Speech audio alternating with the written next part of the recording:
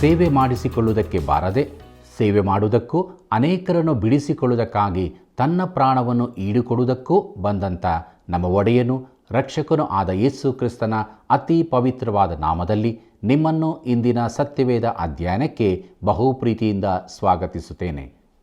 ಪ್ರಿಯರೇ, ಮಾರ್ಕನು ಬರೆದ ಸುವಾರ್ತೆಯ ಅಧ್ಯಯನವನ್ನು ಪ್ರಾರಂಭಿಸಿರುವ ನಾವು ಇದೆಂಥ ಅದ್ಭುತವಾದ ಪುಸ್ತಕವೆಂಬುದನ್ನು ಕಳೆದ ಕಾರ್ಯಕ್ರಮದಲ್ಲಿ ಪೀಠಿಕೆಯನ್ನು ಧ್ಯಾನಿಸುವಾಗ ತಿಳಿದುಕೊಂಡಿರುತ್ತೇವೆ. ಹೊಸ ಒಡಂಬಡಿಕೆಯ ಮೊದಲಿನ 4 ಸುವಾರ್ತೆಗಳಲ್ಲಿ ಮಾರ್ಕನು ಬರೆದ ಸುವಾರ್ತೆಯು ಯೇಸು ಕ್ರಿಸ್ತನನ್ನು ಸೇವಕನು ಎಂಬುದಾಗಿ ವರ್ಣಿಸಿರುವುದನ್ನು ನಾವು ನೋಡಿಕೊಂಡಿದ್ದೇವೆ. ಅಪೊಸ್ತಲನಾದ ಪೌಲನೊಂದಿಗೆ ಅಪೊಸ್ತಲನಾದ ಪೇತ್ರನೊಂದಿಗೂ ಬಾರ್ನಬನೊಂದಿಗೂ ತನ್ನನ್ನು ಸೇವೆಯಲ್ಲಿ ತೊಡಗಿಸಿಕೊಂಡ ಮಾರ್ಕನು ತಾನು ಬರೆದ ಸುವಾರ್ತೆಯಲ್ಲಿ ಎಲ್ಲಿಯೂ ಅದರ ಕುರಿತು ಪ್ರಸ್ತಾಪಿಸಿರುವುದನ್ನು ನಾವು ಕಾಣುವುದಿಲ್ಲ. ಅಂದರೆ ಅದು ಮಾರ್ಕನ ದೀನತೆಯನ್ನು ಸ್ಪಷ್ಟವಾಗಿ ತೋರಿಸಿಕೊಡುತ್ತದೆ.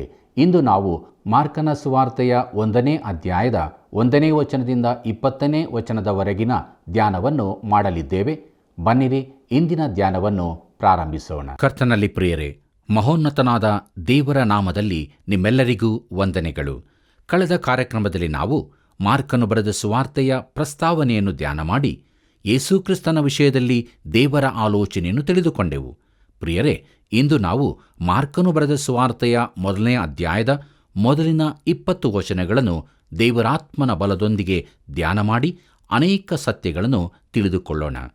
ಮೂರನೆಯದಾಗಿ ನಾವು ಮಾರ್ಕನು ಬರೆದ ಸುವಾರ್ತೆಯ 1ನೇ ಅಧ್ಯಾಯದ ಮುಖ್ಯಾಂಶಗಳು ಯಾವುದೆಂದರೆ, ಯೋಹಾನನು ಸೇವಕರನ್ನು ಪರಿಚಯಿಸಿದ್ದು, ತಂದೆ ದೇವರು ಸೇವಕರನ್ನು ಒಪ್ಪಿಕೊಂಡದ್ದು, ಶೋಧನೆಯಿಂದ ಸೇವಕನು ಸ್ಥಾಪಿಸಲ್ಪಟ್ಟನು, ಮಾತು ಕೃತ್ಯಗಳು ಸೇವಕರನ್ನು ಪ್ರಕಾಶಗೊಳಿಸಿದ್ದು, ದೇವರ ರಾಜ್ಯದ ಸುವಾರ್ತೆಯನ್ನು ಸಾರಿದ್ದು, ಶಿಷ್ಯರನ್ನು ಕರೆದದ್ದು, ಸಭಾಮಂದಿರದಲ್ಲಿನ ದೆವ್ವಪೀಡಿತನು ಗಲ್ಲಾಯದಲ್ಲಿ ಬೋಧಿಸಿದ್ದು, ಸೀಮೋನನ ಅತ್ತೆಯ ಜ್ವರ ಹಾಗೂ ಇತರ ರೋಗಿಗಳನ್ನು ವಾಸಿ ಮಾಡಿದ್ದು, ಗಲಿಲಾಯದಲ್ಲಿನ ದೆವ್ವ ಹಿಡಿದವರು ಕುಷ್ಠರೋಗಿಯನ್ನು ಸ್ವಸ್ಥ ಮಾಡಿದ್ದು ಎಂಬುದಾಗಿ ನೋಡುತ್ತೇವೆ.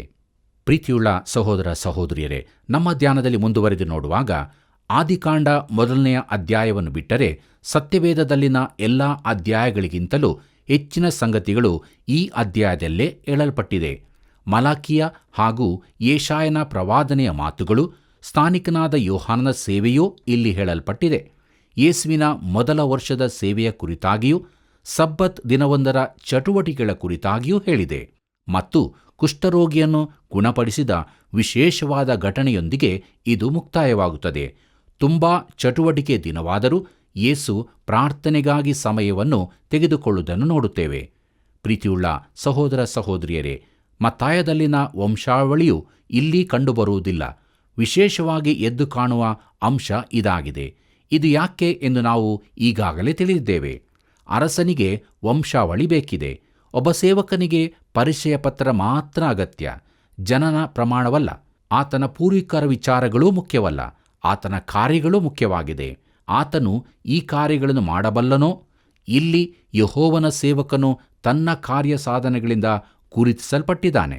ಮಾತ್ರವಲ್ಲದೆ ರೋಮಾಯರಿಗಾಗಲಿ ಇತರ ಹೊರಗಿನವರಿಗಾಗಲಿ ಅಬ್ರಹಾಮನ ತನಕ ಹೇಳಲ್ಪಟ್ಟ ಆತನ ವಂಶಾವಳಿಯೂ ಮುಖ್ಯವಲ್ಲ. ಪ್ರಿಯರೇ, ಈ ಸುವಾರ್ತೆಯನ್ನು ಧ್ಯಾನಿಸಲು ಆರಂಭಿಸುವಾಗ ದೇವರು ನಮ್ಮನ್ನು ಯೇಸುವಿನೊಂದಿಗೆ ನಿಕಟ ಸಂಪರ್ಕಕ್ಕೆ ತರುವಂತೆ ಬೇಡಿಕೊಳ್ಳೋಣ. Doctor A.J. ಗೋರ್ಡನ್ ಹೇಳುವಂತೆ, ದೃಷ್ಟಿಸುವುದು ರಕ್ಷಿಸುತ್ತದೆ, ಆದರೆ ಗಮನವಿಟ್ಟು ನೋಡುವುದು ಶುದ್ಧೀಕರಿಸುತ್ತದೆ. ಎಷ್ಟು ಅಮೂಲ್ಯವಾದ ಮಾತಲ್ಲವೇ? ಬನ್ನಿ ಪ್ರಿಯರೇ, ಮುಂದುವರೆದು ನಾವು ನಮ್ಮ ಧ್ಯಾನದಲ್ಲಿ ಯೋಹಾನನು ಸೇವಕರನ್ನು ಪರಿಚಯಿಸುತ್ತಾನೆ ಎಂಬುದನ್ನು ನೋಡೋಣ. ನಮ್ಮ ಧ್ಯಾನವನ್ನು ಮುಂದುವರಿಸುವ ಹಾಗೆ ಮಾರ್ಕನು ಬರೆದ ಸುವಾರ್ತೆ 1ನೇ ಅಧ್ಯಾಯ 1ನೇ ವಚನದಿಂದ 3ನೇ ವಚನದವರೆಗೆ ನೋಡಿಕೊಳ್ಳೋಣ. ಅಲ್ಲಿ ಹೀಗೆ ಬರೆದದೆ: ದೇವಕುಮಾರನಾದ ಯೇಸು ಕ್ರಿಸ್ತನ ವಿಷಯವಾದ ಸುವಾರ್ತೆಯ ಪ್ರಾರಂಭವು. ಇಗೋ, ನಾನು ನನ್ನ ದೂತನನ್ನು ನಿನ್ನ ಮುಂದೆ ಕಳುಹಿಸುತ್ತೇನೆ. ನೀನು ಹೋಗುವ ದಾರಿಯನ್ನು ಅವನು ಸರಿ ಮಾಡುವನೆಂತಲೂ, ಕರ್ತನ ದಾರಿಯನ್ನು ಸಿದ್ಧಮಾಡಿರಿ, ಆತನ ಹಾದಿಗಳನ್ನು ನೆಟ್ಟಗೆ ಮಾಡಿರಿ ಎಂದು ಅಡವಿಯಲ್ಲಿ ಕೂಗುವನ ಶಬ್ದವದೇ ಎಂತಲೂ ಎಂಬುದಾಗಿ. ಪ್ರೀತಿಯುಳ್ಳ ಸಹೋದರ ಸಹೋದರಿಯರೇ, ಯೇಸುವಿನ ಅಥವಾ ಯೋಹಾನನ ಚರಿತ್ರೆ ಇಲ್ಲಿ ಪ್ರಾರಂಭವಾಗುವುದಲ್ಲ. ಕರ್ತನಾದ ಯೇಸು ಈ ಭೂಮಿಗೆ ಬಂದು ಕ್ರೂಜೆಯಲ್ಲಿ ಸತ್ತು ಎದ್ದು ಬಂದ ಸುವಾರ್ತೆಯ ಪ್ರಾರಂಭವಾಗಿದೆ. ಸತ್ಯವೇದದಲ್ಲಿ 3 ವಿಧದ ಪ್ರಾರಂಭಗಳು ಉಲ್ಲೇಖಿಸಲ್ಪಟ್ಟಿದೆ. ಅದರಲ್ಲಿ ಮೊದಲನೆಯದು ಆದಿಯಲ್ಲಿ ವಾಕ್ಯವಿತ್ತು. ಯೋಹಾನ ಬರೆದ ಸುವಾರ್ತೆ 1ನೇ ಅಧ್ಯಾಯ 1ನೇ ವಚನ. ಇದು ಸಮಯಕ್ಕಿಂತ ಮುಂಚಿನ ದಿನಾಂಕವಿಲ್ಲದ ಆರಂಭದ ಕುರಿತಾಗಿದೆ. ಇಲ್ಲಿ ಮಾನವ ಯೋಚನೆಯು ಅಲೆದಾಡುವಂಥದ್ದಾಗಿದೆ. ಇದು ಸಮಯಕ್ಕನುಸಾರವಾಗಿರದೆ ಯೋಚನೆಗನುಸಾರವಾಗಿದೆ. ಯಾಕಂದರೆ ನನ್ನ ಯೋಚನೆಯನ್ನು ನಾನು ಆರಂಭಿಸಬೇಕಾದಲ್ಲಿ ಎಲ್ಲಿಂದಲೋ ತೊಡಗಬೇಕಾಗುತ್ತದೆ. ಒಂದು ವಿಮಾನ ನಿಲ್ದಾಣವಿದೆಯೆಂದು ನಾನು ಮಾಡುವ ಯೋಚನೆ ಸರಿಯಾದದ್ದೇ. ಅದು ಎಲ್ಲಿಯಿದೆ ಎಂದು ನನಗೆ ತಿಳಿಯದು. ಆದರೆ ಒಂದು ವಿಮಾನವು ಯಾವುದೋ ಒಂದು ಸ್ಥಳದಿಂದ ಹೊರಟಿದೆ ಎಂಬುದು ಸತ್ಯ. ಹಾಗೆಯೇ ನಾನು ವಿಶ್ವವನ್ನು ಗಮನಿಸುವಾಗ ಅದು ಎಲ್ಲಿಂದಲೋ ಆರಂಭವಾಯಿತೆಂದು, ಆ ಎಲ್ಲಿಂದಲೋ ಎಂಬಲ್ಲಿ ದೇವರಿದ್ದಾನೆಂದೂ ತಿಳಿಯುತ್ತೇನೆ. ಆದರೆ ಆರಂಭದ ಕುರಿತು ನನಗೇನೂ ತಿಳಿದಿಲ್ಲ. ದೇವರು ನಿತ್ಯತ್ವದೊಳಗಿಂದ ನಮ್ಮನ್ನು ಸಂಧಿಸಲು ಬರುತ್ತಾನೆ. ಆತನು ನಮ್ಮನ್ನು ಸಂಧಿಸಿದ್ದಲ್ಲಿ ನಾವು ಪ್ರಾರಂಭಿಸಬೇಕು ಮತ್ತು ಆತನು ಇಲ್ಲಿ ಮೊದಲಿನಿಂದಲೂ ಇದ್ದನೆಂಬುದನ್ನು ತಿಳಿಯಬೇಕು. ಎರಡನೇದಾಗಿ ನಾವು ನೋಡುತ್ತೇವೆ, ಆದಿಯಲ್ಲಿ ದೇವರು ಆಕಾಶವನ್ನು ಭೂಮಿಯನ್ನು ಉಂಟು ಮಾಡಿದನು ಎಂಬುದಾಗಿ. ಆದಿಕಾಂಡ 1ನೇ ಅಧ್ಯಾಯ 1ನೇ ವಚನ. ನಾವು ನಿತ್ಯತ್ವದಿಂದ ಕಾಲಕ್ರಮವನ್ನು ಪ್ರವೇಶಿಸುತ್ತಿದ್ದೇವೆ. ವಿಶ್ವದ ಪ್ರಾರಂಭದ ನಿಗದಿಗಾಗಿ ಅನೇಕರು ಪ್ರಯತ್ನಿಸಿದರೂ ಯಾರೂ ಈ ತನಕ ಯಶಸ್ವಿಯಾಗಲಿಲ್ಲ. ಊಹನೆಗಳ ಪ್ರಕಾರ 6,000 ವರ್ಷದಿಂದ ಹಿಡಿದು 3 ಮಿಲಿಯನ್ ವರ್ಷಗಳವರೆಗೂ ಇದನ್ನು ಹೇಳುತ್ತಾರೆ. ನಾವು ತಿಳಿದಿರುವುದು ಬರೇ ಅಲ್ಪ. ಆದರೆ ಆತನ ಸಾನ್ನಿಧ್ಯಕ್ಕೆ ಬಂದು ನಮ್ಮನ್ನು ನಾವು ತಿಳಿದುಕೊಂಡಂತೆ ನಮ್ಮ ದೃಷ್ಟಿಗೆ ರೋಚಕವಾದದ್ದು ಗಾಜಿನ ಮೂಲಕ ನೋಡಿದಂತೆ ಅಸ್ಪಷ್ಟವಾದದ್ದೆಂದು ತಿಳಿಯುತ್ತೇವೆ. ನಮ್ಮ ಮೂರ್ಖತನ ಹಾಗೂ ಅಜ್ಞಾನದ ಕುರಿತು ನಮಗೆ ಆಶ್ಚರ್ಯವಾಗುತ್ತದೆ. ನಮ್ಮ ದೇವರು ಮಹಾಶ್ರೇಷ್ಠನು. ಆತನಲ್ಲಿ ಬೇಕಾದಷ್ಟು ಸಮಯವಿದೆ. ಕರ್ತನಲ್ಲಿ ಪ್ರಿಯರೇ, ಸತ್ಯವೇದದಲ್ಲಿದ್ದಂಥ 3 ಆರಂಭಗಳ ಕುರಿತಾಗಿ ಮೂರನೇದಾಗಿ ನೋಡುವಾಗ ದೇವಕುಮಾರನಾದ ಯೇಸು ಕ್ರಿಸ್ತನ ವಿಷಯವಾದ ಸುವಾರ್ತೆಯ ಪ್ರಾರಂಭವು ಎಂಬುದಾಗಿ. ಮಾರ್ಕನು ಬರೆದ ಸುವಾರ್ತೆ 1ನೇ ಅಧ್ಯಾಯ 1ನೇ ವಚನ. ಇದು ಯೋಹಾನು ಬರೆದ ಸುವಾರ್ತೆ 1ನೇ ಅಧ್ಯಾಯ 1ನೇ ವಚನದ ಆದಿಯಿಂದ ಇದ್ದದ್ದು ಎಂಬುದಕ್ಕೆ ಸಮಾನವಾಗಿದೆ. ಇದಕ್ಕೆ ಕಾಲದ ಸೂಚನೆಯಿದೆ.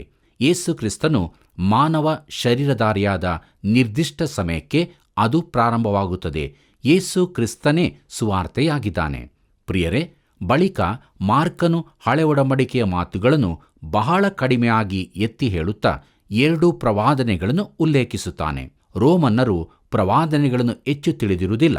ಆದರೆ ತಾನು ಹೇಳುವಾತನಿಗೆ ವಂಶಾವಳಿ ಅವಶ್ಯವಿಲ್ಲ, ಪರಿಚಯಿಸುವಿಕೆ ಮಾತ್ರ ಅಗತ್ಯವೆಂಬುದನ್ನು ತಿಳಿಸಲಿಕ್ಕಾಗಿ ಮಾರ್ಕನು ಈ 2 ಪ್ರವಾದನೆಗಳನ್ನು ಹೇಳುತ್ತಾನೆ. ಹೀಗೆ ತಾನು ಹೇಳುವ ಸಂಗತಿಗಳು ಮಲಕಿಯ ಹಾಗೂ ಯೆಶಾಯನ ಕಾಲಕ್ಕೆ ಸಂಬಂಧಿಸಿದ್ದೆಂದು ಸೂಚಿಸುತ್ತಾನೆ. ಸ್ಥಾನಿಕನಾದ ಯೋಹಾನನ ಆಗಮನವು ಕ್ರಿಸ್ತನ ಮುಂದೂತನ ಆಗಮನದ ಕುರಿತ ಪ್ರವಾದನೆಗಳ ನೆರವೇರಿಕೆಯಾಗಿದೆ ಎಂಬುದಾಗಿ ಮಾರ್ಕ ಹಾಗೂ ಯೋಹಾನರು ತಿಳಿಸುತ್ತಾರೆ. ಪ್ರೀತಿಯುಳ್ಳ ಸಹೋದರ ಸಹೋದರಿಯರೇ, ನಮ್ಮ ಧ್ಯಾನ ಮುಂದುವರಿಸುವ ಹಾಗೆ ಮಾರ್ಕನು ಬರೆದ ಸುವಾರ್ತೆ 1ನೇ ಅಧ್ಯಾಯ 4ನೇ ವಚನವನ್ನು ನೋಡಿಕೊಳ್ಳೋಣ. ಅಲ್ಲಿ ಹೀಗೆ ನೋಡುತ್ತೇವೆ, ಪ್ರವಾದಿಯಾದ ಯೆಶಾಯನ ಗ್ರಂಥದಲ್ಲಿ ಬರೆದಿರುವ ಪ್ರಕಾರ ಯೋಹಾನನು ಬಂದು ಜನರಿಗೆ, ನೀವು ಪಾಪ ಪರಿಹಾರಕ್ಕಾಗಿ ದೇವರ ಕಡೆಗೆ ತಿರುಗಿಕೊಂಡು ದೀಕ್ಷಾಸ್ನಾನ ಮಾಡಿಸಿಕೊಳ್ಳಬೇಕೆಂದು ಸಾರಿ ಹೇಳುತ್ತಾ ಅಡವಿಯಲ್ಲಿ ದೀಕ್ಷಾಸ್ನಾನ ಮಾಡಿಸುತ್ತಾ ಇದ್ದನು ಎಂಬುದಾಗಿ. ಪ್ರೀತಿಯುಳ್ಳ ದೇವಜನರೇ, ಇಲ್ಲಿ ಹೇಳಿದ ಮಾತು ಪಾಪ ಪರಿಹಾರಕ್ಕಾಗಿ ಎಂಬುದು ಮೂಲ ಶಬ್ದದ ಪ್ರಕಾರ ಪಾಪ ಪರಿಹಾರದ ಕಡೆಗೆ ಎಂಬುದಾಗಿ ಇರುತ್ತದೆ. ಯೋಹಾನನ ಸೇವೆಯು ಸಿದ್ಧತೆಯ ಸೇವೆಯಾಗಿದೆ. ಕರ್ತನಾದ ಯೇಸು ಈ ಲೋಕಕ್ಕೆ ಬರುವುದಕ್ಕಾಗಿ ಜನರನ್ನು ಸಿದ್ಧ ಮಾಡುವಂಥದ್ದಾಗಿತ್ತು. ಪಾಪಗಳನ್ನು ಪರಿಹಾರ ಮಾಡುವವನು ಯೇಸು ಕ್ರಿಸ್ತನೇ ಆಗಿದ್ದಾನೆ. ಮುಂದುವರೆದು ನಾವು ನೋಡುತ್ತೇವೆ, ಮಾರ್ಕನು ಬರೆದ ಸುವಾರ್ತೆ 1ನೇ ಅಧ್ಯಾಯ 5 ಮತ್ತು 6ನೇ ವಚನದಲ್ಲಿ, ಆಗ ಯೂದಾಯ ಸೀಮೆಯೆಲ್ಲವೂ ಯೆರೂಸಲೇಮಿನಲ್ಲಿರುವವರೆಲ್ಲರೂ ಅವನ ಬಳಿಗೆ ಹೊರಟು ಹೋಗಿ ತಮ್ಮ ತಮ್ಮ ಪಾಪಗಳನ್ನು ಹೇಳಿಕೊಂಡು ಯೋರ್ದಾನ ಹೊಳೆಯಲ್ಲಿ ಅವನಿಂದ ದೀಕ್ಷಾಸ್ನಾನ ಮಾಡಿಸಿಕೊಳ್ಳುತ್ತಿದ್ದರು. ಈ ಯೋಹಾನನು ಒಂಟೆಯ ಕೂದಲಿನ ಹೊದಿಕೆಯನ್ನು ಹೊದ್ದುಕೊಂಡು ಸೊಂಟಕ್ಕೆ ತೊಗಲಿನ ನಡುಕಟ್ಟನ್ನು ಕಟ್ಟಿಕೊಂಡಿದ್ದನು. ಅವನು ಮಿಡತೆಯನ್ನು ಕಾಡು ಜೇನನ್ನು ಆಹಾರ ಮಾಡುತ್ತಿದ್ದನು ಎಂಬುದಾಗಿ. ಪ್ರೀತಿಯುಳ್ಳ ದೇವಜನರೇ, ಸ್ಥಾನಿಕನಾದ ಯೋಹಾನನ ಸಂದೇಶವು ವಿಚಿತ್ರವಾಗಿರುವುದಲ್ಲದೆ ಅವನ ತೊಡುಗೆ ಆಹಾರಗಳು ವಿಚಿತ್ರವಾಗಿದ್ದವು. ಅವನು ಈ ಸೇವೆಗಾಗಿ ಪ್ರತ್ಯೇಕಿಸಲ್ಪಟ್ಟವನಾಗಿದ್ದನು. ಅವನು ಯಾಜಕರ ಕುಲವಾದ ಲೇವಿಯ ವಂಶಕ್ಕೆ ಸೇರಿದವನಾಗಿದ್ದು ಯೆರೂಸಲೇಮ್ ದೇವಾಲಯದಲ್ಲಿ ಯಾಜಕನಾಗಿರಬೇಕಾಗಿತ್ತು. ಆದರೆ ದೇವರು ಅವನನ್ನು ಒಬ್ಬ ಪ್ರವಾದಿಯನ್ನಾಗಿ ಕರೆದನು. ಅವನು ಅಡವಿಯಲ್ಲಿ ಬೋಧಿಸುವನಾದನು. ಜನರು ಅವನ ಮಾತು ಕೇಳಲು ಕೂಡಿ ಬರುತ್ತಿದ್ದರು. ಪ್ರಿಯರೇ, ಈ ದಿನಗಳಲ್ಲಿ ಜನರು ಹೆಚ್ಚು ವಾಸಿಸುವ ಇಲ್ಲವೇ ಹೆಚ್ಚಾಗಿ ಸೇರಿ ಬರುವ ಸ್ಥಳಗಳಲ್ಲಿ ದೇವಾಲಯಗಳನ್ನು ಸ್ಥಾಪಿಸಲು ಬಯಸುತ್ತಾರೆ. ಸಭೆ ಜನರಿಗೆ ಸಮೀಪವಾಗಿರಬೇಕೆಂದು ಅವರು ಆಶಿಸುತ್ತಾರೆ. ಆದರೆ ಯೋಹಾನನು ಈ ರೀತಿಯಾಗಿ ಕೆಲಸ ಮಾಡಲಿಲ್ಲ. ಅವನು ಅಡವಿಯಲ್ಲಿದ್ದನು ಮತ್ತು ಜನರು ಅವನ ಬಳಿಗೆ ಗುಂಪಾಗಿ ಹೋಗುತ್ತಿದ್ದರು. ಎಂಥ ವಿಪರ್ಯಾಸವಲ್ಲವೇ? ಬನ್ನಿರಿ ಪ್ರಿಯರೇ, ಮುಂದುವರೆದು ನಮ್ಮ ಧ್ಯಾನದಲ್ಲಿ ಮಾರ್ಕನು ಬರೆದ ಸುವಾರ್ತೆ 1ನೇ ಅಧ್ಯಾಯ 7ನೇ ವಚನವನ್ನು ನೋಡೋಣ. ಅವನು ನನಗಿಂತ ಶಕ್ತನು ನನ್ನ ಹಿಂದೆ ಬರುತ್ತಾನೆ, ಅವನ ಕೆರೆಗಳ ಬಾರನ್ನು ಬೊಗ್ಗಿಕೊಂಡು ಬಿಚ್ಚುವುದಕ್ಕೂ ನಾನು ಯೋಗ್ಯನಲ್ಲ ಎಂಬುದಾಗಿ. ಪ್ರೀತಿಯುಳ್ಳ ದೇವಜನರೇ, ಸ್ಥಾನಿಕನಾದ ಯೋಹಾನನು ಎಷ್ಟು ವಿಶೇಷವಾದವನೆಂದು ಇದು ತೋರಿಸುತ್ತದೆ. ಅವನು ಜನರನ್ನು ಅಲ್ಲಾಡಿಸಿದನು. ಅವನು ವಿಚಿತ್ರವಾದ ಆದರೆ ಬಲಶಾಲಿಯಾದ ಮನುಷ್ಯನಾಗಿದ್ದನು. ಆದರೆ ಅವನ ಧ್ವನಿಯು ಒಂಟಿ ಧ್ವನಿಯಾಗಿತ್ತು. ಅವನ ದೀನತನವನ್ನು ಗಮನಿಸಿರಿ. ಸ್ಥಾನಿಕನಾದ ಯೋಹಾನನು ಬಹು ದೀನನಾದ ವ್ಯಕ್ತಿಯಾಗಿದ್ದನು. ಪ್ರೀತಿಯುಳ್ಳ ದೇವಜನರೇ, ಮುಂದುವರೆದು ನಮ್ಮ ಧ್ಯಾನದಲ್ಲಿ ಮಾರ್ಕನು ಬರೆದ ಸುವಾರ್ತೆ 1ನೇ ಅಧ್ಯಾಯ 8ನೇ ವಚನ ನೋಡೋಣ. ಅಲ್ಲಿ ನಾವು ಹೀಗೆ ನೋಡುತ್ತೇವೆ: ನಾನು ನಿಮಗೆ ನೀರಿನ ಸ್ನಾನ ಮಾಡಿಸಿದೆನು, ಆತನಾದರೂ ನಿಮಗೆ ಪವಿತ್ರಾತ್ಮದ ಸ್ನಾನ ಮಾಡಿಸುವನು ಎಂದು ಸಾರಿ ಹೇಳಿದನು ಎಂಬುದಾಗಿ. ಪ್ರಿಯರೇ, ಯೇಸುವಿಗೂ ಯೋಹಾನನಿಗೂ ಇರುವ ದೊಡ್ಡ ವ್ಯತ್ಯಾಸ ಇದೇ ಆಗಿದೆ. ನಿಜವಾದ ದೀಕ್ಷಾಸ್ನಾನವೆಂದರೆ ಪವಿತ್ರಾತ್ಮನ ದೀಕ್ಷಾಸ್ನಾನವೇ ಆಗಿದೆ. ಆಚಾರದ ಸ್ನಾನವೆಂದರೆ ನೀರಿನ ಸ್ನಾನ. ನೀರಿನ ದೀಕ್ಷಾಸ್ನಾನ ಅಗತ್ಯವಿದೆ, ಯಾಕಂದರೆ ಅದು ಒಂದು ಸಾಕ್ಷಿಯಾಗಿದೆ. ಮತ್ತಾಯನ ಸುವಾರ್ತೆಯಲ್ಲಿ ನಾವು ನೋಡುವಂತೆ ಕರ್ತನಾದ ಯೇಸು ಮಾನವರೊಂದಿಗೆ ತನ್ನನ್ನು ಒಂದಾಗಿ ಮಾಡಲಿಕ್ಕಾಗಿ ದೀಕ್ಷಾಸ್ನಾನ ಮಾಡಿಸಿಕೊಂಡನು. ಬನ್ನಿರಿ ಪ್ರಿಯರೇ, ಮುಂದುವರೆದು ನಮ್ಮ ಧ್ಯಾನದಲ್ಲಿ ತಂದೆಯಾದ ದೇವರು ಸೇವಕರನ್ನು ಪರಿಚಯಪಡಿಸಿದ್ದು ಎಂಬುದನ್ನು ನೋಡೋಣ. ನಮ್ಮ ಧ್ಯಾನವನ್ನು ಮುಂದುವರಿಸುವ ಹಾಗೆ ಮಾರ್ಕನು ಬರೆದ ಸುವಾರ್ತೆ 1ನೇ ಅಧ್ಯಾಯ 9ನೇ ವಚನವನ್ನು ನೋಡೋಣ. ಆ ದಿನಗಳಲ್ಲಿ ಯೇಸು ಗಲಿಲಾಯ ಸೀಮೆಗೆ ಸೇರಿದ ನಜರೇತ್ ಎಂಬ ಊರಿಂದ ಬಂದು ಯೋರ್ದಾನ್ ಹೊಳೆಯಲ್ಲಿ ಯೋಹಾನನಿಂದ ಸ್ನಾನ ಮಾಡಿಸಿಕೊಂಡನು ಎಂಬುದಾಗಿ. ಪ್ರಿಯರೇ, ಯೇಸು ಗಲಿಲಾಯ ಸೀಮೆಗೆ ಬಂದು ಎಂದು ಮಾರ್ಕನು ಹೇಳುತ್ತಾನೆ. ಇದು ಒಂದು ವಿಶೇಷವಾದ ಸಂಗತಿ. ಮುಂದೊಂದು ದಿನ ಆತನು ಬರಲಿಕ್ಕಿದ್ದಾನೆ. ಆದರೆ ಇಲ್ಲಿ ಯೇಸು ನಜರೇತಿನ ತನ್ನ 30 ವರ್ಷಗಳ ತರಬೇತಿಯ ಬಳಿಕ ಬಹಿರಂಗಕ್ಕೆ ಬರುತ್ತಿದ್ದಾನೆ. ಈಗ ಆತನು ಬಂದು ತನ್ನ ದೀಕ್ಷಾಸ್ನಾನದ ಮೂಲಕ ಮಾನವರೊಂದಿಗೆ ತನ್ನನ್ನು ಒಂದಾಗಿ ಮಾಡಿಕೊಳ್ಳುತ್ತಿದ್ದಾನೆ. ಸ್ಥಾನಿಕನಾದ ಯೋಹಾನನಿಗೆ ಯೇಸು ಸದ್ಯಕ್ಕೆ ಒಪ್ಪಿಕೋ ಎಂದು ಹೇಳಿದ್ದನ್ನು ಜ್ಞಾಪಕ ಮಾಡಿಕೊಳ್ಳಿರಿ. ಯಾಕಂದರೆ ತಾನು ಯೇಸುವಿಗೆ ದೀಕ್ಷಾಸ್ನಾನ ಮಾಡಿಸಲು ಯೋಗ್ಯನಲ್ಲವೆಂದು ಯೋಹಾನನು ನೆನೆಸಿದ್ದನು. ಪ್ರಿಯರೇ, ಇಲ್ಲಿ ಯೇಸು ಎಂಬ ಹೆಸರು ಉಪಯೋಗಿಸಲ್ಪಟ್ಟಿದ್ದನ್ನು ಗಮನಿಸಿರಿ. ಈ ಸುವಾರ್ತೆಯಲ್ಲಿ ಯೇಸುವಿನ ಸಾಮಾನ್ಯ ಹೆಸರು ಉಪಯೋಗಿಸಲ್ಪಟ್ಟಿದೆ. ಮಾರ್ಕನ ಸುವಾರ್ತೆಯಲ್ಲಿ ಬೇರೆಲ್ಲ ಹೆಸರುಗಳಿಗಿಂತ ಹೆಚ್ಚು ಯೇಸು ಎಂಬ ಹೆಸರೇ ಉಪಯೋಗಿಸಲ್ಪಟ್ಟಿದೆ. ಬನ್ನಿರಿ ಪ್ರಿಯರೇ, ಮುಂದುವರೆದ ನಮ್ಮ ಧ್ಯಾನದಲ್ಲಿ ಮಾರ್ಕನು ಬರೆದ ಸುವಾರ್ತೆ 1ನೇ ಅಧ್ಯಾಯ 10 ಮತ್ತು 11ನೇ ವಚನಗಳು ನೋಡಿಕೊಳ್ಳೋಣ. ಅಲ್ಲಿ ಹೀಗೆ ನೋಡುತ್ತೇವೆ: ಮಾಡಿಸಿಕೊಂಡ ಕೂಡಲೇ ಆತನು ನೀರೊಳಗಿಂದ ಮೇಲಕ್ಕೆ ಬರಲು ಆಕಾಶ ಒಡೆದು ದೇವರಾತ್ಮವು ಪಾರಿವಾಳದ ಹಾಗೆ ತನ್ನ ಮೇಲೆ ಇಳಿಯುವುದನ್ನು ಕಂಡನು. ಆಗ ನೀನು ಪ್ರಿಯನಾಗಿರುವ ನನ್ನ ಮಗನು, ನಿನ್ನನ್ನು ನಾನು ಮೆಚ್ಚಿದ್ದೇನೆ ಎಂದು ಆಕಾಶವಾಣಿ ಆಯಿತು ಎಂಬುದಾಗಿ. ಪ್ರೀತಿಯುಳ್ಳ ದೇವಜನರೇ, ಈ ಭಾಗದಲ್ಲಿ ನಾವು ದೇವರ ತ್ರಯೇಕತ್ವವು ಸ್ಪಷ್ಟವಾಗಿ ಕಂಡುಬರುವುದನ್ನು ನೋಡುತ್ತೇವೆ. ಯೇಸು ಕ್ರಿಸ್ತನ ದೀಕ್ಷಾಸ್ನಾನದ ಸಮಯದಲ್ಲಿ ಯೇಸು ಕ್ರಿಸ್ತನು ಅಲ್ಲಿದ್ದನು. ಆತನ ಮೇಲೆ ಪಾರಿವಾಳದಂತೆ ಪವಿತ್ರಾತ್ಮನು ಇಳಿದು ಬಂದನು ಮತ್ತು ಪರಲೋಕದಿಂದಾದ ಆಕಾಶವಾಣಿ, ನೀನು ಪ್ರಿಯನಾಗಿರುವ ನನ್ನ ಮಗನು ಎಂಬುದಾಗಿ ತಂದೆಯಾದ ದೇವರಿಂದ ಬಂದಿತ್ತು. ಹೀಗೆ ತ್ರಯೇಕತ್ವವು ನಮ್ಮೆದುರಿಗೆ ತರಲ್ಪಟ್ಟಿದೆ. ಇದು ಯೇಸುವಿನ ವ್ಯಕ್ತಿತ್ವ ಹಾಗೂ ಸೇವೆಯ ಪ್ರತಿಷ್ಠೆಯ ಮೇಲೆ ಪರಲೋಕದ ಮುದ್ರೆಯಾಗಿದೆ. ತ್ರಯೇಕತ್ವದ ವಿಚಾರವಾಗಿ ಅಲ್ಲಸಲ್ಲದ ಮಾತುಗಳನ್ನಾಡುವವರು ಈ ವಾಕ್ಯವನ್ನು ಗಮನಿಸಿ ತಿಳಿದುಕೊಳ್ಳಬೇಕು. ಪ್ರಿಯರೇ, ಇಲ್ಲಿನ ಕಾರ್ಯಗಳು ಬಹು ವೇಗದಿಂದ ನಡೆಯುವುದನ್ನು ನೋಡುತ್ತೇವೆ. ಆತನು ಸೇವಕನು. ಸ್ಥಾನಿಕನಾದ ಯೋಹಾನನು ಆತನನ್ನು ಪರಿಚಯಿಸುತ್ತಾನೆ. ಬಳಿಕ ತಂದೆಯಾದ ದೇವರು ಆತನನ್ನು ಗುರುತಿಸಿ ಆತನ ಮೇಲೆ ತನ್ನ ಮುದ್ರೆಯನ್ನು ಹಾಕುತ್ತಾನೆ. ದೇವರಿಗೆ ಮಹಿಮೆಯಾಗಲಿ. ಬನ್ನಿರಿ ಪ್ರಿಯರೇ, ನಮ್ಮ ಧ್ಯಾನದಲ್ಲಿ ಮುಂದುವರೆದು ಶೋಧನೆಯು ಸೇವಕರನ್ನು ಸ್ಥಾಪಿಸುತ್ತದೆ ಎಂಬುದನ್ನು ನೋಡಲಿದ್ದೇವೆ. ನಮ್ಮ ಧ್ಯಾನ ಮುಂದುವರಿಸುವ ಹಾಗೆ ಮಾರ್ಕನು ಬರೆದ ಸುವಾರ್ತೆ 1ನೇ ಅಧ್ಯಾಯ 12ನೇ ವಚನವನ್ನು ನೋಡೋಣ. ಕೂಡಲೇ ಯೇಸು ದೇವರಾತ್ಮ ಪ್ರೇರಿತನಾಗಿ ಅಡವಿಗೆ ಹೋದನು ಎಂಬುದಾಗಿ. ಪ್ರೀತಿಯುಳ್ಳ ದೇವಜನರೇ, ಪ್ರೇರಿತನಾಗಿ ಎಂಬ ಶಬ್ದವು ಕಠಿಣವಾದದ್ದು, ಗಂಭೀರವಾದದ್ದು ಆಗಿದೆ. ದೇವರಾತ್ಮನು ಆತನನ್ನು ನೇರವಾಗಿ ಅಡವಿಗೆ ಶೋಧಿಸಲ್ಪಡುವುದಕ್ಕಾಗಿ ಕರೆದೊಯ್ದನು. ಇದು ನಾವು ಮುಖ್ಯವಾಗಿ ಗಮನಿಸತಕ್ಕ ಸಂಗತಿಯಾಗಿದೆ. ಆತನು ಈ ಕಾರ್ಯವನ್ನು ಸಾಧಿಸಬಲ್ಲನೋ ಎಂಬ ಪ್ರಶ್ನೆ ಪುನಃ ನಮ್ಮೆದುರಿಗೆ ಬರುತ್ತದೆ. ಅನೇಕರು ಶೋಧನೆಯನ್ನು ಎದುರಿಸಲಾರದೆ ಬಿದ್ದು ಹೋಗಿದ್ದಾರೆ. ಆದಾಮನು ಬಿದ್ದು ಹೋದನು. ನೋಹನು ಜಲಪ್ರಳಯವನ್ನು ದಾಟಿದರೂ ಕೊನೆಗೆ ಹೀನವಾಗಿ ಸೋತನು. ಅಬ್ರಹಾಮನು ಸೋತನು. ಮೋಶೆಯೂ ಸೋತು ಹೋದನು. ಅವನು ಇಸ್ರಾಯೇಲ್ಯರನ್ನು ಐಗುಪ್ತದಿಂದ ಹೊರತಂದರೂ ಕೂಡ ವಾಗ್ದಾನ ದೇಶದೊಳಕ್ಕೆ ಹೋಗಲು ಅಪ್ಪಣೆ ಪಡೆಯಲಾರದಾದನು. ದಾವೀದನು ಕೂಡ ಸೋತು ಹೋದನು. ಆದ್ದರಿಂದ ಯೇಸುವಿಗಾದ ಶೋಧನೆಯು ಆತನ ಕಾರ್ಯದಲ್ಲಿ ಆತನನ್ನು ಬಲವಾಗಿ ಸ್ಥಾಪಿಸಿದೆಂದು ನೋಡುತ್ತೇವೆ. ಪ್ರೀತಿಯುಳ್ಳ ಸಹೋದರ ಸಹೋದರಿಯರೇ, ಮುಂದುವರೆದ ನಮ್ಮ ಧ್ಯಾನದಲ್ಲಿ ಮಾರ್ಕನ ಬರೆದ ಸುವಾರ್ತೆ 1ನೇ ಅಧ್ಯಾಯ 13ನೇ ವಚನವನ್ನು ನೋಡೋಣ. ಅಲ್ಲಿ ಹೀಗೆ ಬರೆದದೆ, ಆತನು 40 ದಿವಸ ಅಡವಿಯಲ್ಲಿ ಮೃಗಗಳೊಂದಿಗೆ ಇದ್ದು ಸೈತಾನನಿಂದ ಶೋಧಿಸಲ್ಪಡುವನಾದನು ಮತ್ತು ದೇವದೂತರು ಆತನಿಗೆ ಉಪಚಾರ ಮಾಡಿದರು ಎಂಬುದಾಗಿ. ಕರ್ತನಲ್ಲಿ ಪ್ರಿಯರೇ, ಮತ್ತಾಯ ಹಾಗೂ ಲೂಕನ ಸುವಾರ್ತೆಗಳಲ್ಲಿನ ವಿವರಗಳು ಇಲ್ಲಿ ಕೊಡಲ್ಪಟ್ಟಿಲ್ಲ. ಆತನು ಅಡವಿಯಲ್ಲಿ 40 ದಿವಸಗಳಿದ್ದು ಸೈತಾನನಿಂದ ಶೋಧಿಸಲ್ಪಟ್ಟನು. ಕೆಲವರು ನೆನೆಸುವುದೇನೆಂದರೆ, ಆತನು 40 ದಿನ ಉಪವಾಸ ಮಾಡಿದ ಬಳಿಕ ಸೈತಾನನು ಆತನನ್ನು ಶೋಧಿಸಿದನೆಂದು. ಆದರೆ ಎಲ್ಲಾ ದಿನಗಳಲ್ಲಿಯೂ ಆತನು ಶೋಧಿಸಲ್ಪಟ್ಟನು. ಆತನು ಸೈತಾನನಿಂದ ಶೋಧಿಸಲ್ಪಡುವ ಸಮಯದಲ್ಲಿ ಕಾಡಿನ ಮೃಗಗಳು ಈ ಶೋಧನೆಯಲ್ಲಿ ಭಾಗಿಯಾಗಿದ್ದವೆಂದು ಕೆಲವರು ನೆನೆಸುತ್ತಾರೆ. ಪ್ರಿಯರೇ, ಮಾರ್ಕನು ಹೇಳುವ ಪ್ರಕಾರ ಆತನು ಅಡವಿಯ ಮೃಗಗಳೊಂದಿಗೆ ಇದ್ದನು ಮತ್ತು ದೇವದೂತರು ಆತನಿಗೆ ಉಪಚಾರ ಮಾಡಿದರು. ಪ್ರಿಯರೇ, ಕಾಡು ಮೃಗಗಳು ಸೃಷ್ಟಿಯ ಭಾಗವಾಗಿದ್ದು ಮಾನವನ ಅಧೀನದಲ್ಲಿ ಇಡಲ್ಪಟ್ಟಿದೆ. ಇದಕ್ಕಾಗಿಯೇ ದೇವರು ಈ ಪ್ರಾಣಿಗಳನ್ನು ಉಂಟುಮಾಡಿದನು.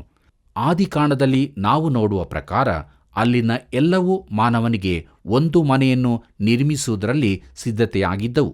ನಾವು ತಿಳಿದಿರುವ ಪ್ರಕಾರ ಈ ಭೂಮಿ ಮಾತ್ರ ಮಾನವನಿಗೆ ವಾಸಕ್ಕೆ ಯೋಗ್ಯವಾದದ್ದಾಗಿದೆ.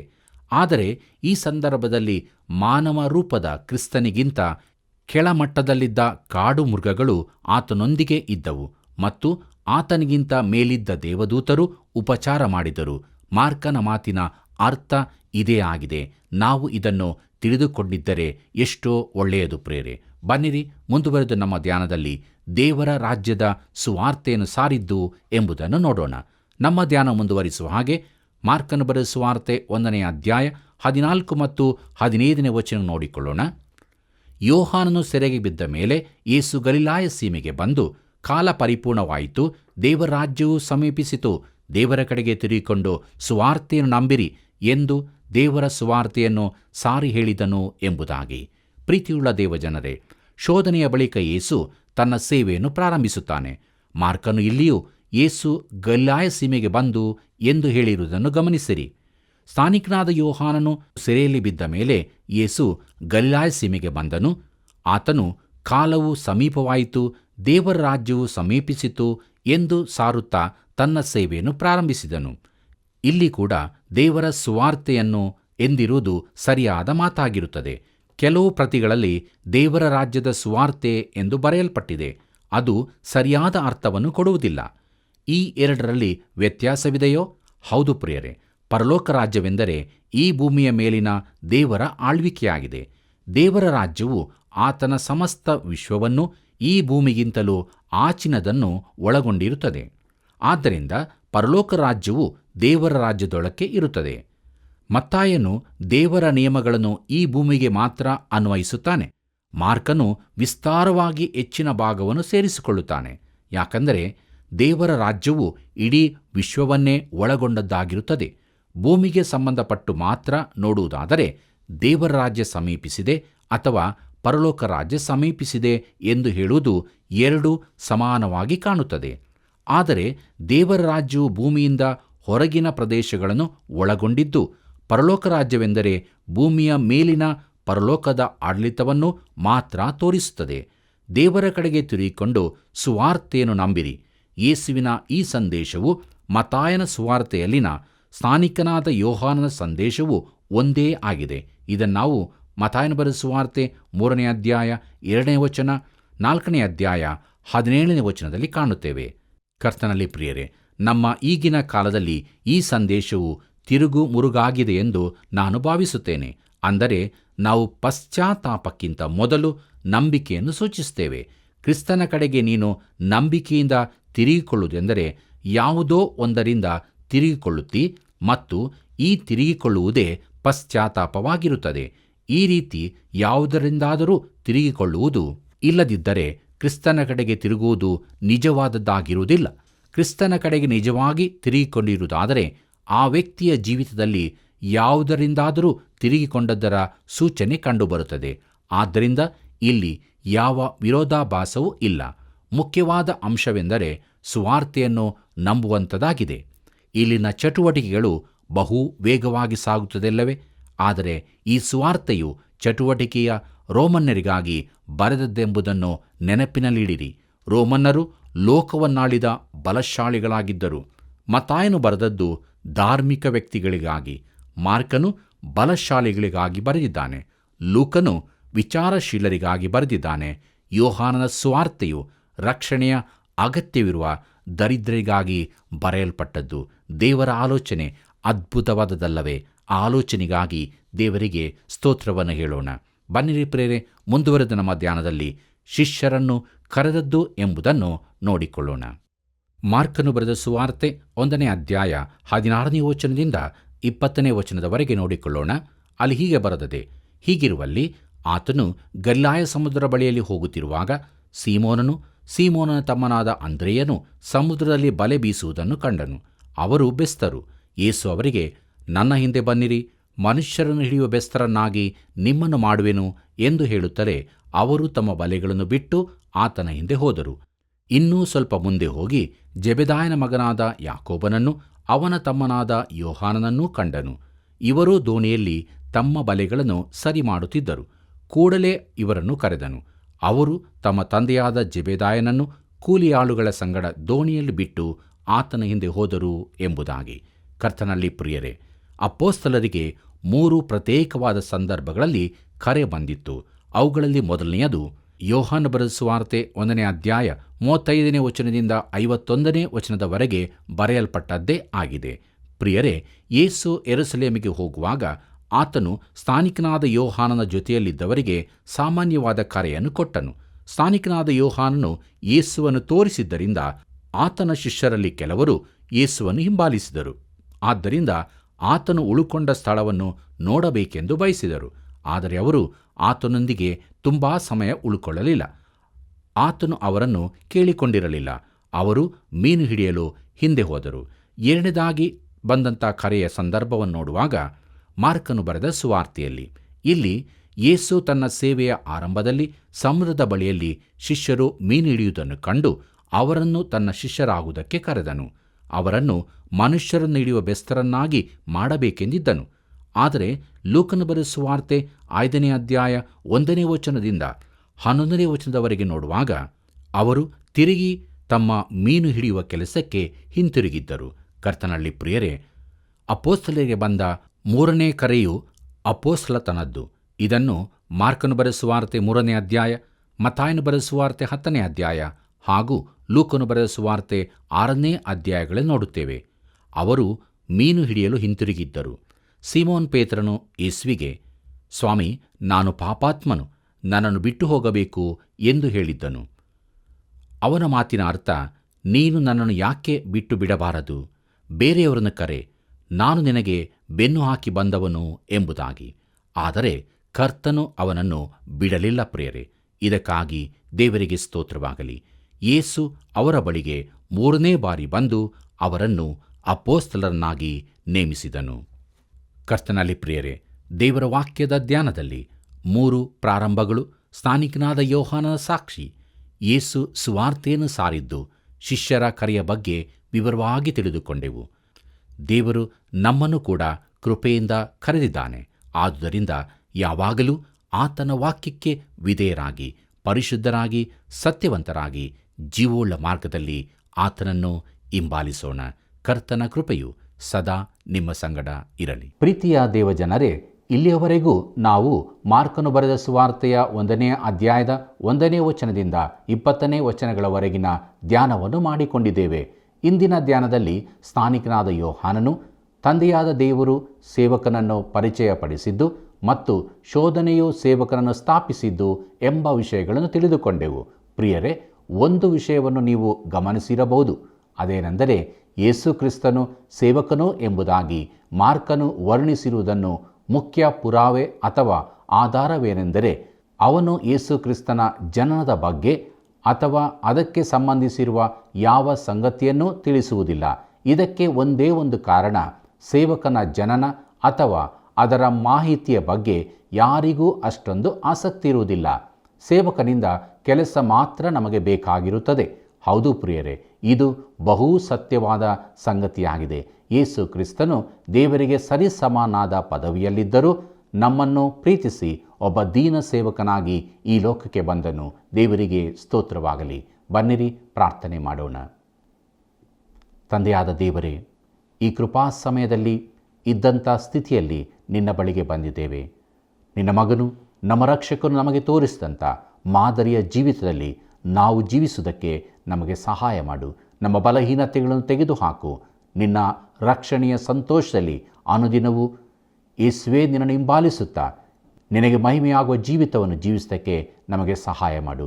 ಯಾರ್ಯಾರು ನಿನ್ನಿಂದ ದೂರವಾಗಿದ್ದಾರೋ ಅವರನ್ನು ನಿನ್ನ ಬಳಿಗೆ ಎಳೆದು ತರಬೇಕಾಗಿ ಬೇಡುತ್ತೇವೆ. ಹೀಗೆ ಎಲ್ಲರೂ ಕೂಡ ನಿನ್ನ ಹೆಜ್ಜೆಯ ಜಾಡಿನಲ್ಲೇ ನಡೆಯುವುದಕ್ಕೆ ಸಹಾಯ ಮಾಡು.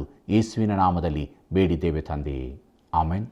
ಪ್ರಿಯರೇ, ಇಂದಿನ ಕಾರ್ಯಕ್ರಮದಲ್ಲಿ ದೇವರ ವಾಕ್ಯ ಧ್ಯಾನದ ಮೂಲಕ ಅನೇಕ ಸತ್ಯಗಳನ್ನು ತಿಳಿದುಕೊಂಡೆವು. ಆದುದರಿಂದ ದೇವರಾತ್ಮನ ಸಹಾಯದಿಂದ ನಮ್ಮನ್ನು ನಾವು ಪರೀಕ್ಷಿಸಿಕೊಂಡು ಪ್ರಾರ್ಥನಾ ಪೂರ್ವಕವಾಗಿ ಮುಂದಿನ ಕಾರ್ಯಕ್ರಮವನ್ನು ವೀಕ್ಷಿಸಲು ಸಿದ್ಧರಾಗೋಣ.